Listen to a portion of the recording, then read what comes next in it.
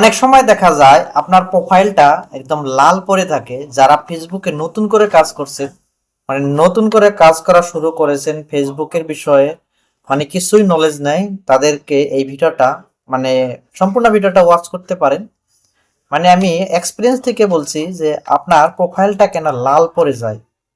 মানে আপনার প্রোফাইলটা যদি লাল পড়ে যায়, মানে এঙ্গেজটা যদি কমে যায়, মানে ভিউজটা যদি কমে যায়, তাদের জন্য স্পেশালি এই ভিডিওটা। মানে যারা নতুন করে কন্টেন্ট ক্রিয়েটর হয়েছেন, ফেসবুকে কন্টেন্ট আপলোড করে আর্নিং করার কথা ভেবেছেন, তাদের জন্য এই ভিডিওটা স্পেশালি। তাদেরই প্রোফাইলে লাল পড়ে যায় যারা মানে এঙ্গেজমেন্ট থাকে না। মানে ফেসবুকে যে আপনার কাজ করতে এসেছেন, আপনি অন্যজনের সাথে আপনার এঙ্গেজমেন্ট হতে হবে, তারপরে সে আপনার প্রোফাইলে মানে এঙ্গেজমেন্টটা যত বাড়বে তত আপনার ফেসবুকের ভিউজটা বেড়ে যাবে। ফেসবুকে আপনার ভিডিওগুলোকে রিকমেন্ডেশন করা শুরু করবে।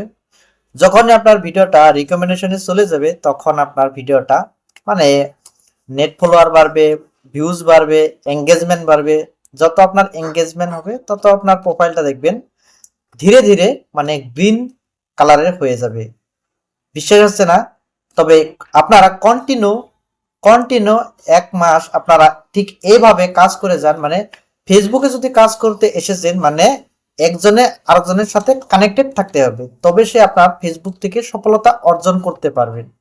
আমি অনেক ভিডিও দেখেছি অন্যের মানে কন্টেন্ট নিয়ে মানে তাড়াহুড়া করে।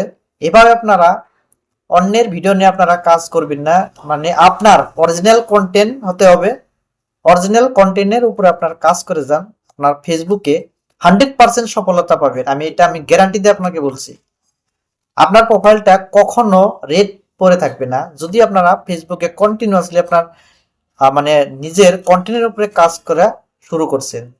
ভিডিওটা যদি ভালো লেগে থাকে, অবশ্যই লাইক, কমেন্ট, শেয়ার করবেন। যদি আপনারা যদি প্রথমবার এই ভিডিওটা দেখেছেন, তাহলে আমার প্রোফাইলটি ফলো করবার একবারে ভুলবেন না।